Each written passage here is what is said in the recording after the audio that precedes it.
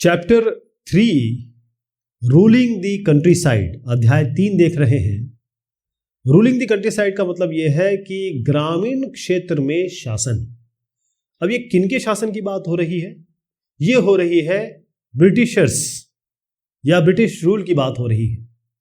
इससे पहले कि हम आगे बढ़े, यहां पर आपको एक मैं चित्र दिखाना चाहूंगा और इस चित्र में आपको यहां पर शाह आलम साहब दिख रहे हैं और यहां आप देख रहे हैं रॉबर्ट क्लाइव। तो ये दीवानी एक्सेप्ट कर रहे हैं, दीवान बन रहे हैं।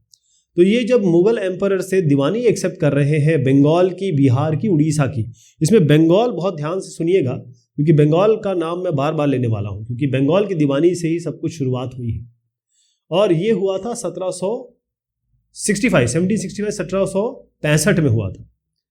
अब इसमें यह बताया गया है कि पहली एक लाइन बता दूं, ये बहुत क्लियर लिखा हुआ है कि जो दीवानी मिली है अंग्रेजों को या फिर कंपनी को, ये एक बहुत बड़ा इवेंट था, बहुत बड़ा इवेंट था। लेकिन ये जो चित्रकारी है वो उसमें दिखाया गया है कि बहुत कम लोग हैं। मतलब एक तंबू है और उस तंबू में टेंट बताया गया है, रॉबर्ट क्लाइव का एक टेंट है और उसमें कुछ थोड़े से इंग्लिशमैन हैं यहाँ पे और कुछ विटनेस हैं, कुछ गवाह हैं और उन लोगों के प्रेजेंस में जो मुगल एम्परर है, जिसका जो मैं बता रहा हूँ आपको, ये शाह आलम साहब है, ये रॉबर्ट क्लाइव को, ये जो साहब दिख रहे हैं, इनको दीवानी दे रहे हैं। तो ये जो चित्र बनाया है ये उस पेंटर ने बनाया है जिसको रॉबर्ट क्लाइव ने अपने जितने भी बड़े बड़े इवेंट रहे उनको पेंट करने के लिए, उनको उसका चित्र बनाने के लिए लगाया था। तो ये इसमें इस चित्र की कहानी हो गई। अब आप समझ लीजिए कि दीवानी मतलब क्या हुआ, दीवान क्या हुआ, क्योंकि यहां से बात शुरू होती है। दीवान मतलब ये हुआ कि अब बंगाल की और उड़ीसा की और बिहार की, खास तौर पर मैं बंगाल की बात करूंगा, तो दीवानी का मतलब ये हो गया है कि अब पूरे क्षेत्र, चलिए हम बंगाल का नाम लेते हैं, इस पूरे बंगाल का जो चीफ फाइनेंशियल एडमिनिस्ट्रेटर है, यानी कि प्रमुख आर्थिक अधिकार नियंत्रक, ये कौन हो गए? कंपनी। और जब भी मैं आगे कंपनी की बात करने वाला हूं, आप समझ जाइएगा कि मैं ईस्ट इंडिया कंपनी की ही बात कर रहा हूं। ओके, यानी पहली चीज तो यह है कि क्योंकि इतना बड़ा क्षेत्र इनको मिल गया, इस क्षेत्र से इसमें रिसोर्सेज भी बहुत सारे होंगे, यानी कि संसाधन, रिसोर्सेज कहते हैं इसको। जितने भी संसाधन है जिससे पैसा निकल सकता है या जिससे रेवेन्यू निकल सकता है, जिससे आय हो सकती है, चाहे वो टैक्स के तौर पे हो, चाहे वो लगान के तौर पे हो, चाहे वो रेवेन्यू के तौर पे हो, जिसे लगान कह सकते हैं। जितने भी टैक्स, ट्रेड टैक्स हो या फिर भू राजस्व हो, जमीन पे लगाया हुआ कर हो, ये सारे अब ये कर कंपनी इस जगह से ले सकती है।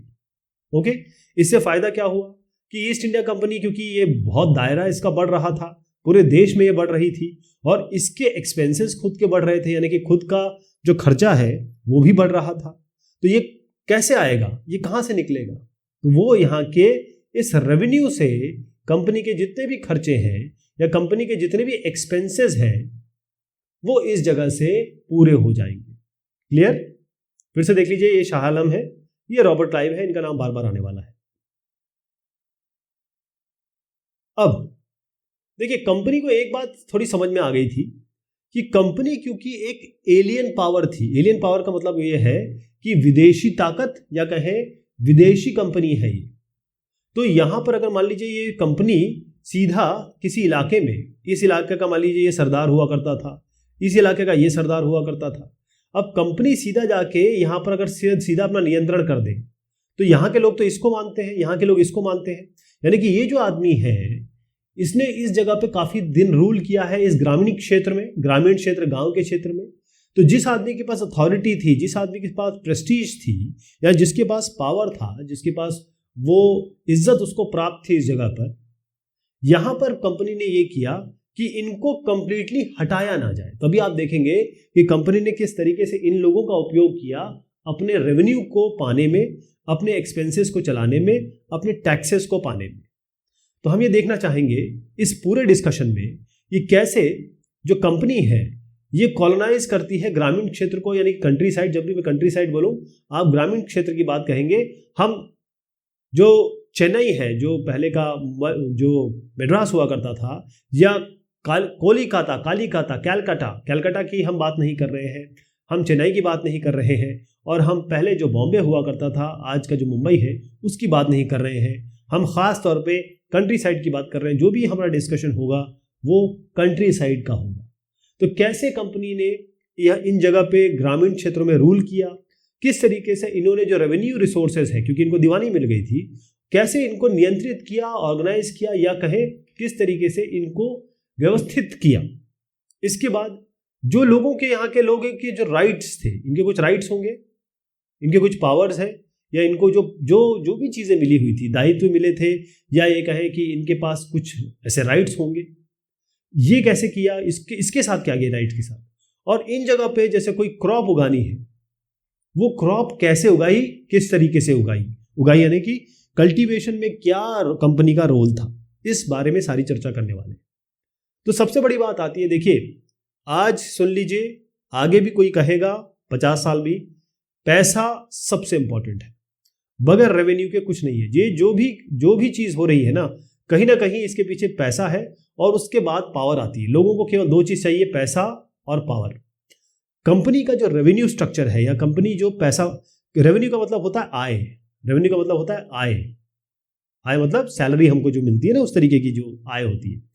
तो कंपनी के साथ ये था कि जैसी कंपनी बन गई दीवान, है ना, अभी तक कंपनी ये तय कर चुकी थी कि भाई अभी भी हम ट्रेडर हैं, यानी कंपनी अभी भी अपने आप को एक व्यापारी के तौर पे ही देखती थी, लेकिन चाहती तो थी ये बहुत ज़्यादा लैंड रेवेन्यू, यानी कि उसको बहुत ज़्यादा लैंड रेवेन्यू चाहिए, भू राजस्व जिसे हम कहते हैं, बहुत ज़्यादा।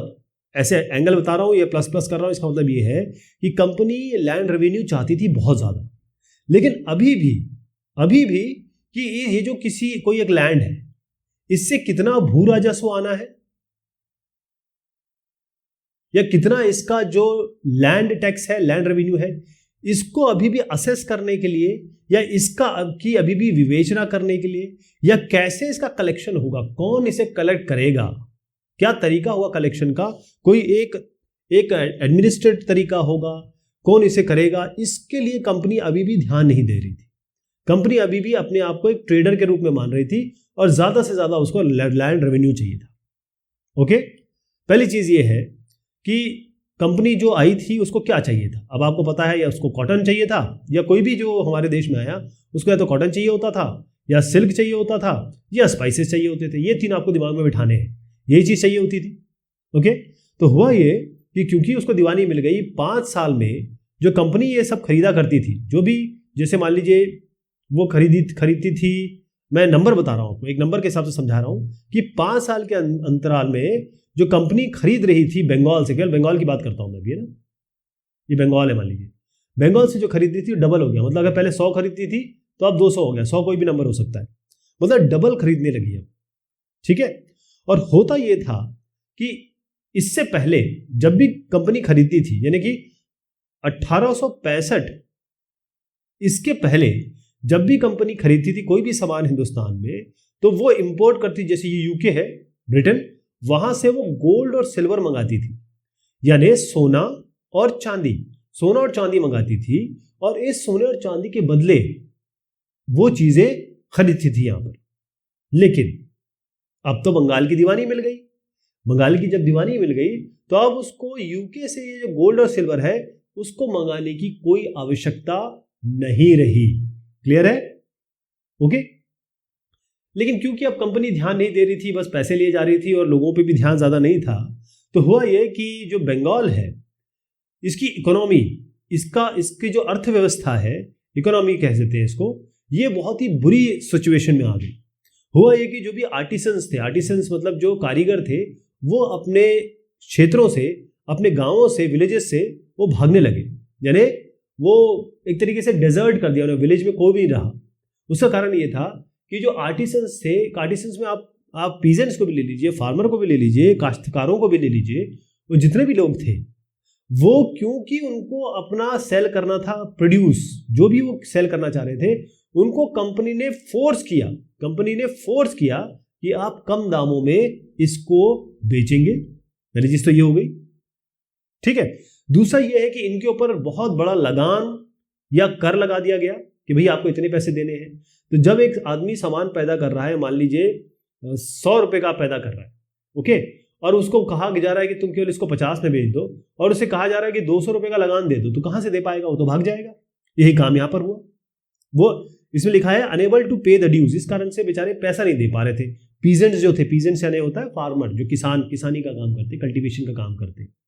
इसका मतलब ये है कि जो भी यहाँ पर खासतौर पे जो आर्टिसन, क्योंकि बंगाल बड़ा आर्टिसन के लिए फेमस है, अपनी अलग अलग मूर्तियों के लिए, सामानों के लिए, इन कॉटन और सिल्क के लिए ये फेमस है, तो इनको हम आर्टिसन कह रहे हैं। इसका जो प्रोडक्शन है वो इस तरीके से डिक्लाइन हो गया। ग्राफ के तौर पे समझाऊं तो उसका डिक्लिनेशन हो गया, वो नीचे की तरफ चला गया। और खास तौर पे जो एग्रीकल्चर प्रोड्यूस है, या एग्रीकल्चर या फिर कहे कि जो कृषि से चीज आ रही थी, वो भी एकदम, जो कल्टीवेशन है वो भी खत्म होने लगी, कोलैप्स पे चली गई। कोलैप्स बताते हैं ये लोग, ओके। अब आखिरी जो कील है, जो जिसे कहते हैं last nail in the coffin, वो कब हुआ? क्योंकि अब ये अंत होने वाला है। ये सारी जो सिचुएशन बन रही है वो इस तरीके से गिर गई कि ऊपर वाले ने भी कुछ ऐसा काम किया। 1770 की बात बता रहा हूं आपको। यहां पर बंगाल में एक फेमाइन आया। फेमाइन क्या होता है सर? फेमाइन मतलब होता है अकाल। अकाल मतलब खाने पीने की, ना पानी आ रहा, पानी है ना खाने के लिए लोग हैं। अब आप सोचे 10 मिलियन, 10 मिलियन लोग, यानी अगर मैं कहूं कि वहां की पॉपुलेशन 30 मिलियन थी, 1 मिलियन में 10 लाख होते हैं, ठीक है, तो आप समझ लीजिए कितने की मैं बात कर रहा हूं। तो 30 मिलियन अगर लोग थे तो 10 मिलियन लोग बेचारे मर गए। 1/3, 1/3 पॉपुलेशन बंगाल की खत्म हो गई, वाइप्ड आउट। जबकि अगर आप देखें तो इससे पहले ये एक हाट का बाजार दिखाया गया है, एक वीकली मार्केट है, साप्ताहिक बाजार मुर्शिदाबाद में, मुर्शिद कुली खां के नाम से है ये मुर्शिदाबाद। ये पहले कैपिटल हुआ करती थी बंगाल की। ये हाट बाजार लगते थे, बड़ा अच्छा चित्रण है इसका। लेकिन हाल क्या हुआ? हाल बहुत बेहाल हो गया साहब। यहाँ पर ये सिचुएशन देख लीजिए इन लोगों की। ये मैं आपको दिखाना चाह रहा हूँ कि ये अकाल की सिचुएशन है। लोगों की हड्डियाँ निकल गई, लोगों के पास खाने के पीने के लिए पैसे नहीं थे, या कुछ नहीं था, उनके पास व्यवस्था नहीं थी, और इतने सारे लोग मर गए और बहुत सारे लोग चले गए यहाँ से। ऐसी सिचुएशन आ गई। तो आप सिचुएशन समझ रहे हैं क्या हो रही थी, ओके। अब यहाँ पर साहब जो आए, इनका नाम जब क्वेश्चन आंसर होगा तो इनका क्वेश्चन आने वाला है। ये है चार्ल्स कॉर्नवालिस, ये भी गवर्नर जनरल थे इंडिया के। अब इन्होंने एक व्यवस्था लाई। देखिए 3 तरीके की व्यवस्था की मैं बात करने वाला हूं, आपको पहले क्लियर होना चाहिए कि 3 तरीके की, क्योंकि अब इनको समझ में आ गया कि भाई ये जो हमने ध्यान नहीं दिया ज़मीन पे, ये जो हमने केवल ट्रेड के बारे में सोचा कि भाई किसी तरीके से हमको लैंड रेवेन्यू मिलता रहे, भू राजस्व मिलता रहे, और अब इन्होंने तो अपनी 5 साल में डबल कर ली इनकम कहे या फिर खरीदारी। ये तो ट्रेडर थे तो खरीदारी इन्होंने बढ़ा ली। लेकिन प्रॉब्लम ये है कि जब ये ध्यान नहीं देंगे जिस जगह की इनको दीवानी मिली है, तो फिर इनके ऑफिशियल्स, यहाँ क्लियर बताया गया, देखिए यहाँ पर क्या है, कंपनी जो ऑफिशियल्स थे उनको समझ में आ गया, उनको समझ में आ गया कि भाई ऐसा है कि हमको ये जो एग्रीकल्चर है और लैंड, इस पर कुछ ना कुछ ध्यान देना पड़ेगा, इसको इम्प्रूव करना पड़ेगा, इसकी वैल्यू बढ़ानी पड़ेगी, और इसमें कुछ अच्छे काम करने पड़ेंगे। और इसमें भी इतने ढीले थे क्योंकि इससे इनको रेवेन्यू तो मिल नहीं रहा था ना। अगर किसी जगह निवेश करना हो, पैसा इन्वेस्टमेंट करना हो, तो उसके लिए प्रॉफिट मिलना चाहिए इनको, वो तो मिलने वाला नहीं था। तो 2 डेकेड तक, यानी कि 2 डेकेड होता है 20 साल तक ये सोचते रहे क्या करें। उसके बाद 20 साल के बाद इन्होंने इंट्रोड्यूस किया, यहाँ पर चार्ल्स कॉर्नवालिस दिख रहे हैं आपको, इन्होंने इंट्रोड्यूस किया एक व्यवस्था, क्योंकि इनको ज़मीन की, एग्रीकल्चर को सही तरीके से चलाने, व्यवस्थित ढंग से इसके पैदावार और रेवेन्यू सिस्टम को व्यवस्थित करने के लिए इनको कोई ना कोई सिस्टम लाना था। उस सिस्टम में ये सबसे पहले लेके आए परमानेंट सेटलमेंट, इसको हम कहते हैं स्थायी बंदोबस्ती। तो यहाँ बता दूं आपको, ये लैंड रेवेन्यू पॉलिसी 3 तरीके की लाए हैं, एक एक करके हम बात करेंगे। लैंड रेवेन्यू पॉलिसी में सबसे पहली पॉलिसी थी परमानेंट सेटलमेंट, इसको कहते हैं हम स्थायी बंदोबस्ती। दूसरी जो आई वो उसके बाद आई ये महलवारी सिस्टम, महलवारी में भी एक साहब का नाम लूंगा मैं। उसके बाद रैयतवारी सेटलमेंट आया, जिसको हम मुनरो सिस्टम भी कहते हैं, रैयतवारी सिस्टम आया। परमानेंट सेटलमेंट फेल हो गया, इसलिए महलवारी और रैयतवारी आया। महलवारी ये इसके फेल होने के कारण ही ये दोनों आए, लेकिन रैयतवारी जो आया वो खासतौर पे सदर्न इंडिया में आया। ये दोनों एक ही जैसी है, ऑलमोस्ट सेम है, लेकिन बस ये समझ लीजिए कि ये नॉर्थ की बात कर रहा हूं मैं, उत्तर भारत की, और रैयतवाड़ी जो है वो साउथ में है। ओके, अब इन व्यवस्थाओं के बारे में बात करता हूं, आपको समझ में आ जाएगा कि इसकी क्या दिक्कतें थी, ये था क्या, पहले ये समझ लीजिए। तो जो परमानेंट सेटलमेंट की बात मैं कर रहा हूं, जैसे मैंने आपको बताया 1793 में इन्होंने ये व्यवस्था लागू कर दी। इन्होंने क्या किया, मैंने आपको बताया था कि जो स्थानीय लोग थे, जैसे मान लीजिए यहाँ का ये बिग मैन है, यहाँ का बिग मैन है, ऐसे करके, तो इन्होंने क्या किया कि जो राजा थे, जो भी राजा हुआ करते थे उस जगह के, सरदार हुआ करते थे, और जो तालुकदार है, जैसे आजकल तालुका कहते हैं ना, एक जगह एक क्षेत्र को हम तालुक कहते हैं, तालुका, ठीक, तो उसको तालुक कहते हैं। तो उस जगह का जो मेन आदमी हुआ करता था, इनको इन्होंने कहा कि आप लोग जमींदार हो गए। जमींदार जैसे सरदार होता है, वैसे जमीन का दार, यानी कि जमीन जिसके कंट्रोल में रहेगी या जमीन के पूरे मालिक हो गए आप, उनको इन्होंने जमींदार बना दिया। किसको बनाया, ये मैं परमानेंट सेटलमेंट की बात कर रहा हूं। इन्होंने राजा और तालुकदारों को कहा कि आप जमींदार हो गए, ठीक है। अब इन्हीं को काम दे दिया कि अब आपका काम क्या है, आपका काम यह है कि जो पीजेंट्स हैं, यानी जो फार्मर्स हैं, उनसे आपको लेना है रेवेन्यू, मतलब इनसे आप रेवेन्यू लीजिए, इनसे टैक्स लीजिए, और ये लाके कंपनी को दे दीजिए, ठीक। और इनसे कहा गया, ये जो जमींदार है, मैं यहां लिखता हूं, मान लीजिए ये जमींदार है, इससे कहा गया कि ऐसा काम करिए, आप हमें रेवेन्यू लाके दीजिए, ठीक है। और ये रेवेन्यू फिक्स कर दिया गया, जैसे इसको कहा गया कि ये आपका क्षेत्र है, यहां से आपको हमको 500 रुपए, एग्जाम्पल ले रहा हूं, 500 रुपए देने ही देने। तो सबसे बड़ी बात यह कि 500 रुपए फिक्स कर दिए गए, ओके, क्योंकि ये चाहते थे, कंपनी ये चाहती थी कि भाई हमें ना फिक्स्ड, ये जो एक लैंड है, ऐसे बहुत सारे तमाम लैंड है, जैसे मैंने ये लैंड दिखाया, ये लैंड दिखाया, ये लैंड दिखाया, ऐसे तमाम लैंड थे। तो हर जगह से अगर जैसे मान लीजिए 500 कहीं से आ रहे हैं, कहीं से 400 आ रहे हैं, कहीं से 300 आ रहे हैं, तो एक तरीके से कंपनी को फिक्स्ड इनकम हो रही है। कंपनी तो बस यही चाहती थी कि भाई हमें ना फिक्स पैसा मिलता रहे, ओके। अब ये जो पैसा इन्होंने फिक्स इसलिए किया कि मान लीजिए 500 रुपये इनको कंपनी को देना होता, और इसकी कमाई हो रही होती 700 रुपये, एग्जाम्पल ले रहे हैं, तो 200 रुपये का फायदा हो रहा होता। तो कंपनी का मानना था कि 100 रुपये खुद रख लेगा, और बाकी जो 100 रुपये है ये किस में लगा देगा, ये किस में लगा देगा, ये लगा देगा जमीन के फायदे में, जमीन को इंप्रूव करने में, यानी कि invest in improving the land. मतलब जो जमीन है उसकी पैदावार बढ़े, उसमें उससे अच्छा रेवेन्यू जनरेट हो, पीजेंट्स को फायदा हो या फार्मर को फायदा हो, उसके लिए उनको लगा कि जमींदार पैसा लगा देगा, ठीक है। ये सारी परमानेंट व्यवस्था थी। लेकिन प्रॉब्लम कहाँ आई, प्रॉब्लम यहाँ आई, मैं बताया ना कि जो परमानेंट सेटलमेंट है ये बहुत अच्छी तरीके से दो डेकेड यानी 20 साल सोच समझ के लगाया गया था। लेकिन इसकी जो प्रॉब्लम थी वो ये थी कि जो जमींदार है, जो जमींदार आप देख रहे हैं, ये पैसा नहीं लगा रहा था। मतलब इंप्रूविंग द लैंड, जो जमीन को अच्छा करने में, उपजाऊ बनाने में, या और तरीकों से उसकी पैदावार को और कंप्लीट करने में जो पैसा लगना था या जो मेहनत लगनी थी, वो जमींदार नहीं कर रहे थे। उसका कारण क्या था कि जमींदारों के ऊपर ये जो 500 रुपए लगाए गए थे, एग्जाम्पल ले रहा हूं, 500 ऐसे नहीं लगाए गए थे, अगर 500 रुपए लगाए गए थे तो ये इन जमींदारों के लिए बहुत बहुत बड़ा अमाउंट था, ठीक है। अगर मान लीजिए इनके ऊपर 100 रुपए लगाए होते तो कहा गया जाता कि 100 रुपए आप हमें दीजिए, तब बात बन सकती थी। लेकिन 500 इनके ऊपर, एग्जाम्पल ले रहा हूं, 500 और 100 का डिफरेंस बताने की कोशिश कर रहा हूं कि 500 बहुत ज्यादा अमाउंट हो गया। तो क्या हुआ, ये जो जमींदार थे, ये जमींदार बेचारे पे ही नहीं कर पा रहे थे, ये पैसे ही नहीं दे पा रहे थे। अब हो क्या रहा था कि जैसे आप ये इसको 500 देने हैं, ये 500 उसको देने हैं, ये 500 ये दे नहीं पा रहा है, इसके पास कभी 200 आ रहे हैं, कभी 100 आ रहे हैं, ये दे नहीं पा रहा है। तो जब ये नहीं आ रहा तो कंपनी ने क्या किया, इसको हटा दिया यहाँ से, बेटा हटो यहाँ से तुम, और यही जो जमीन है ये किसी और, जैसे ये Z1 मान लो, जमींदार 1, ये जमींदार 2 को इन्होंने ऑक्शन कर दिया, नीलाम कर दिया। ऐसे कई बार इन्होंने किया, ठीक है।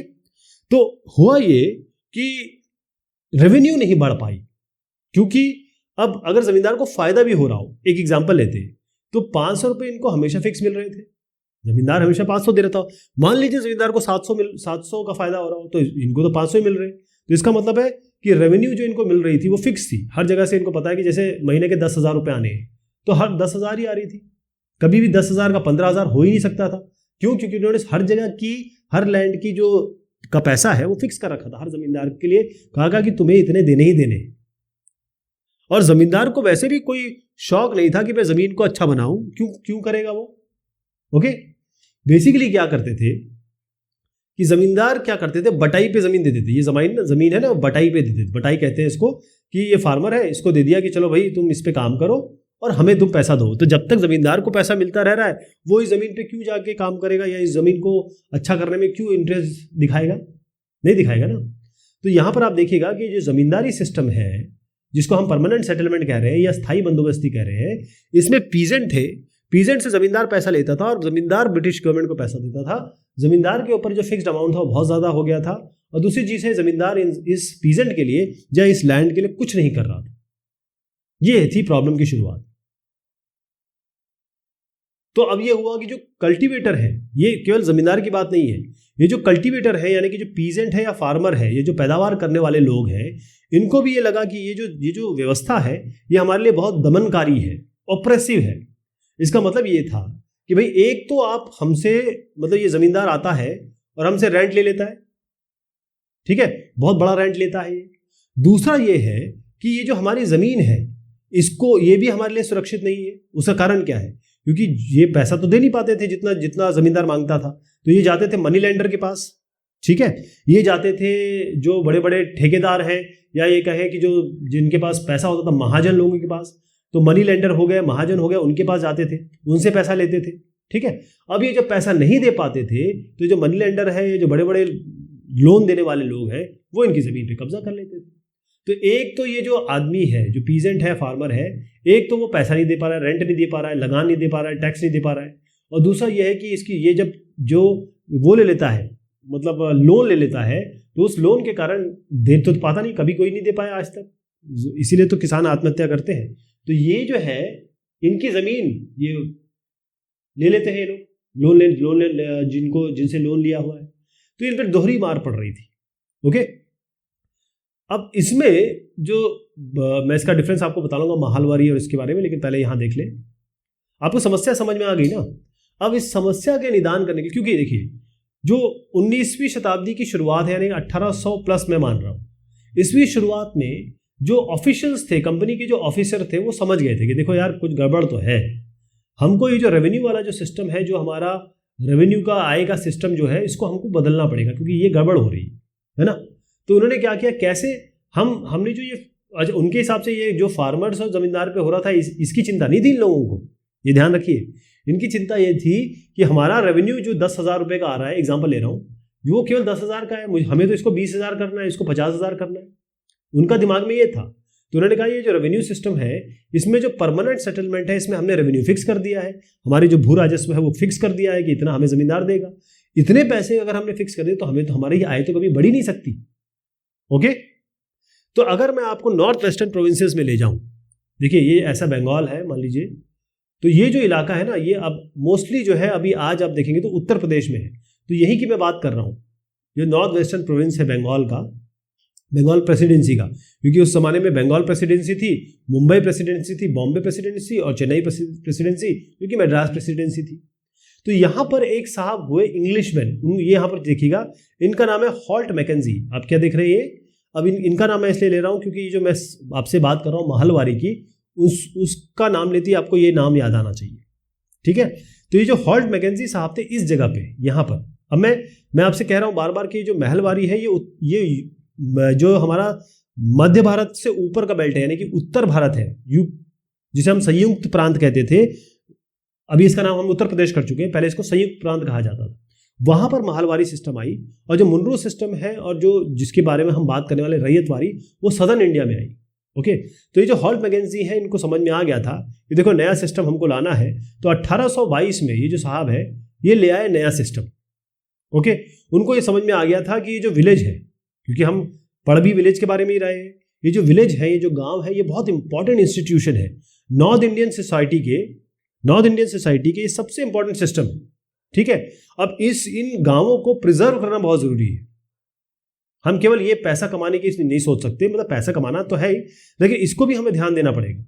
तो हुआ ये कि इन्होंने कहा किसको, डिस्ट्रिक्ट कलेक्टर्स को, कि चलो भाई हर एक जगह जाओ, हर एक गांव और गांव में जाओ, हर गांव में जाओ और हर गांव में जाके जमीनों को मापो, यानी इंस्पेक्ट करो, पहले तो जाके इसको देखो, इन्वेस्टिगेट करो, मापो यानी कि मेजर करो लैंड को, इंस्पेक्ट करो, और जाके जो वहाँ की कस्टम्स हैं, वहाँ के जो राइट्स हैं, यानी कि गाँव के बारे में इन्होंने इतना सोचा कि यहाँ के जो रीति रिवाज है उनके बारे में भी सोचो, उनके बारे में भी जानो, और फिर उसके बाद एक जगह का जितना पैसा बनता है, इस जगह का जो लैंड रेवेन्यू है वो तय करो। समझ गए आप? इन्होंने डिस्ट्रिक्ट कलेक्टर को कहा कि बिल्कुल जाओ, एक एक जो लैंड का जो टुकड़ा है उस पर जाओ और सारी चीजें देखो, उसके बाद उस लैंड के टुकड़े पे फिक्स करो कि इसका कितना पैसा होना चाहिए, इसका कितना रेवेन्यू, इसका कितना लैंड रेवेन्यू हमको मिलना चाहिए। ओके, तो हुआ ये कि एक गांव के जितने भी लैंड है इनको मिला के जितना रेवेन्यू, इन गांव को मिला के, इन गांव को, या एक गांव को ले लीजिए, एक गांव, या फिर एक गांव से ज्यादा हो सकते हैं, ये दूसरा गांव हो गया, ये तीसरा गांव हो गया। तो महल जो है, महलवारी सिस्टम जो आया, ये एक तरीके से रेवेन्यू वाला सिस्टम था। और महल का मतलब ये है कि एक महल, एक क्षेत्र, तो महल एक गांव भी हो सकता है, 1 विलेज भी हो सकता है, और 3 विलेज भी हो सकता है, 4 विलेज भी हो सकता है, एक से ज्यादा विलेज भी हो सकते हैं। इसी को महल मतलब महलवारी इसलिए कहा गया कि अब हम पूरा एक क्षेत्र की बात करेंगे, वहां से हमको कितना पैसा आना चाहिए वो फिक्स कर दिया इन्होंने कि भाई यहां से हमको ये लैंड से इतना फिक्स पैसा आना चाहिए। लेकिन लैंड फिक्स किया, पैसा फिक्स नहीं किया। यानी यहां से मान लीजिए इन्होंने कहा 1,000 रुपये आना चाहिए, तो पहले तो बंदोबस्ती, स्थायी बंदोबस्ती में ये फिक्स हो गया था कि 1,000 रुपये आना चाहिए केवल हमेशा। लेकिन वर्ल्ड मैगजीन ने कहा कि ना, 1,000 नहीं, अभी इसको बढ़ा के हम 1,200 भी कर देंगे, कभी बढ़ा के हम 1,500 भी कर देंगे। अगर यहाँ पर कुछ ऐसा आ गया, या मान लीजिए एक फेमाइन आ गया, अकाल पड़ गया, तो हम इसको 800 रुपये भी कर सकते हैं।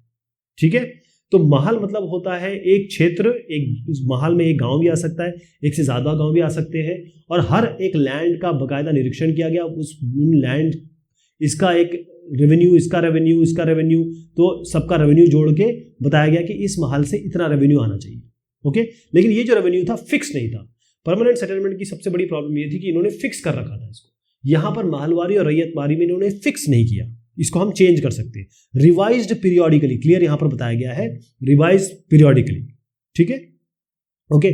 तो अब पहले क्या था कि जो परमानेंट सेटलमेंट था उसमें जमींदारों के इन्होंने कहा था कि आप हमें रेवेन्यू कलेक्ट करके दीजिए, आप हमें भू राजस्व कलेक्ट करके दीजिए। लेकिन जो महलवारी सिस्टम है, इसमें इन्होंने जो गांव का मुखिया है, या कहें जो हेडमैन है, विलेज हेडमैन जो है, उसको ये काम दिया कि भाई आपका काम है कि अब आप हमें रेवेन्यू लाके दोगे। तो ये जो पूरा सिस्टम मैंने बताया, इसी को हम कहते हैं महलवारी सेटलमेंट, यानी महलवारी व्यवस्था। क्लियर हो गया महलवारी व्यवस्था क्या है? अब क्योंकि हम कंटिन्यूटी में है, तो मैं चाहता हूं कि मैं ये आपको फटाफट ये भी बता दूं, मुनरो सिस्टम भी बता दूं। यानी कि हम बात कर रहे हैं किसकी, जो तीसरा सिस्टम है, ठीक, उसको भी समझिए। ये साहब जो एक हैंडसम सा आदमी दिख रहा है, उसका नाम है थॉमस मुनरो। ये मद्रास के गवर्नर हुए, थॉमस मुनरो। ओके, अब आप देखिए, ये जो मुनरो सिस्टम है, ये एक तरीके से महलवारी ही समझ लीजिए, उस तरीके का नहीं था, लेकिन बस ये समझ लीजिए अगर ये इंडिया का पेनिनसुला रीजन है, तो ये उत्तर भारत में तो महलवारी सिस्टम लाए गए बंगाल के ऊपर, और ये जो साउथ वाला सिस्टम जगह है, यहां पर आया रैयतवारी सिस्टम, ये रैयतवारी व्यवस्था आई। तो अब परमानेंट सेटलमेंट की जो दिक्कतें थी वो तो हर जगह थी, तो साउथ में भी यही प्रॉब्लम थी। ओके, तो हुआ ये कि यहां पर एक नया सिस्टम लाया गया, उसको हम कहते हैं रैयतवारी सिस्टम। रैयतवारी सिस्टम, इसको हम लिख देते हैं रैयतवारी। पहले आपको ये समझना होगा कि रैयत क्या है, क्योंकि इसमें इंपॉर्टेंट शब्द है रैयत। तो रैयत क्या होता है? एक ऐसा आदमी जो अपने ही लैंड पे कल्टीवेशन करता है, पैदावार करता है। ठीक है जी, तो रैयत उसे कहते हैं। क्लियर हो गया? तो हम साउथ में अगर हम जाएंगे, तो यहां पर हुआ था, एक साहब हुए मुनरो के, पहले उनका नाम था अलेक्जेंडर रीड। इनका हमको चित्र नहीं मिल पाया, इसलिए बता नहीं पा रहे। अलेक्जेंडर रीड साहब हुए। इन्होंने क्या किया कि जो टीपू सुल्तान से इनको जगह मिली थी, मतलब जो जमीन इन्होंने कब्जा की थी वॉर के बाद, तो वो जितने भी क्षेत्र थे, इन्होंने एक नया सिस्टम लाया, और सिस्टम ये जो था उसको आगे बढ़ाया, इसको और डेवलप किया। जो मैं थॉमस मुनरो का नाम ले रहा हूँ, TM कर देते हैं इसको, ये साहब जो TM, थॉमस मुनरो साहब ने इसको आगे बढ़ाया, और ये पूरी तरीके से पूरे सदर्न इंडिया में ये फिर फैल गया। ओके, धीरे धीरे आगे बढ़ा दिया गया। तो उन्होंने ये देखा कि जो साउथ की जगह है, यहां पर कोई ट्रेडिशनल जमींदार नहीं है, मतलब कोई ऐसा जमींदार आपको नहीं मिलेगा। ठीक है, बेसिकली क्या होता था, इस जगह पे आपको रैयत मिलेंगे, वो आदमी, वो लोग जो अपने इलाके में खुद पैदावार करते थे, यानी बेसिकली जो रैयत थे वो लोग थे जो अपने इलाके में खुद कल्टीवेशन करते थे। इस तरीके से जमींदारी नहीं थी, वहां पे जमींदार लोग नहीं मिलते थे।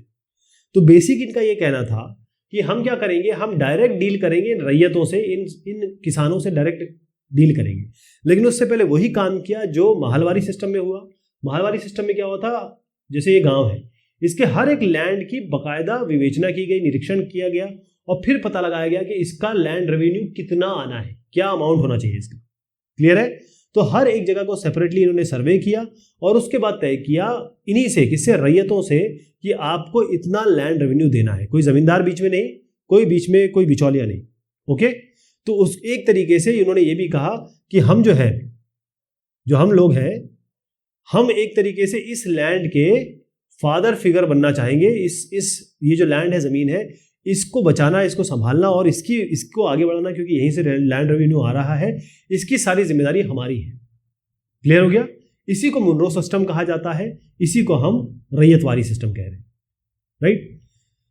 लेकिन फिर भी कई चीजें ठीक नहीं थी, क्योंकि उनको समझ में आ गया कि भाई कहीं पर रेवेन्यूज बहुत ज्यादा फिक्स हो गया, मतलब बहुत हाई फिक्स हो गया, कहीं पर जो रैयत थे वो पैसा नहीं दे पा रहे थे, मतलब वही चीजें दोबारा आ रही थी।